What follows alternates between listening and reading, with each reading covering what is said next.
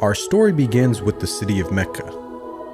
It is said that when Adam and Eve were first expelled from paradise, the two were separated, with Eve having landed near the city of Mecca and Adam having landed somewhere in the Far East. After many years of searching for one another, Adam finally managed to make his way down through the Arabian Peninsula to Mecca, and it was at the top of Mount Arafat, just outside the city of Mecca, where the two were finally reunited. Mecca is also significant because it is considered the first place on earth that God Almighty was worshipped alone. And so, it was at that very spot that Abraham and his son Ishmael built the first house of worship for God.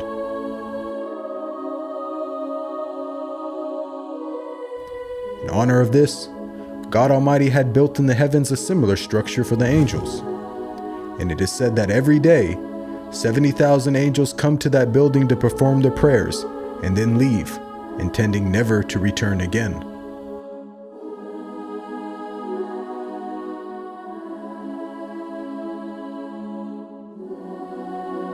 When Abraham and Ishmael had finished building the sacred house, there was still one brick that had to be put in its place. And so, Abraham sent his son Ishmael off to find a unique stone that he could put there. But God Almighty destined that the final stone that was to be laid would not be from the material of this world, but instead a stone directly from the heart of paradise. The angel Gabriel then brought the stone down to Abraham, who proceeded to put it in its proper place. It is said that when the stone first came down, it was a pure white color. But due to the impurities of this world and the sinfulness of man, the stone slowly began to fade and eventually turned black. As time passed, the city began to develop, with the people of Mecca remaining upon pure monotheism, worshiping one God alone.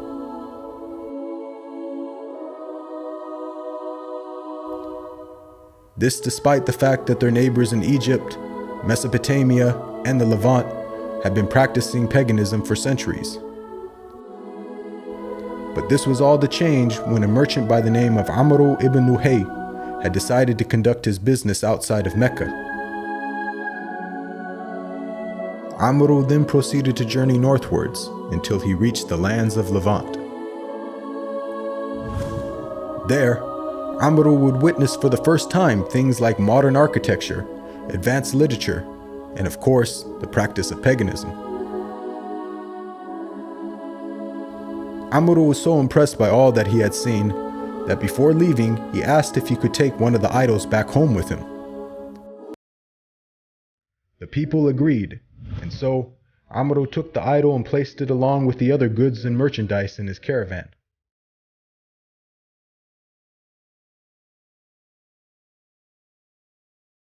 He then set out southwards, back towards the city of Mecca.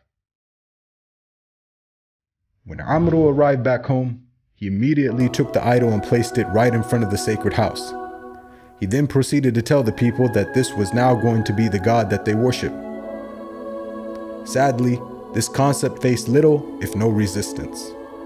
And as time passed, the people began to worship more and more different idols, until it is said by the end of the 6th century, there were over 360 different idols surrounding the sacred house in Mecca.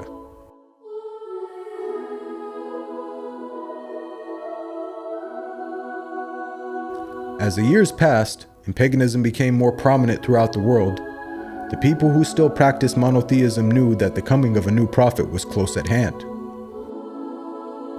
And so, either through deductive reasoning or through interpretation of their holy text, many had concluded that the Arabian Peninsula was the most probable place God would send his new prophet. For at the time, the Roman Empire and the Persian Empire had extremely repressive governments and were hostile towards any type of rebellion, be it ideologically or politically. While the Arabian Peninsula, on the other hand, though also deeply mired in paganism, was a land ruled by tribal law and never had a real central government. As time went by, It appears that more and more people began to move down to the Arabian Peninsula to await the coming of the next prophet. And so, in the very land in which man first worshipped his Creator, and where Abraham built the first house of worship for God alone, it was there where God had destined his last and final messenger would emerge.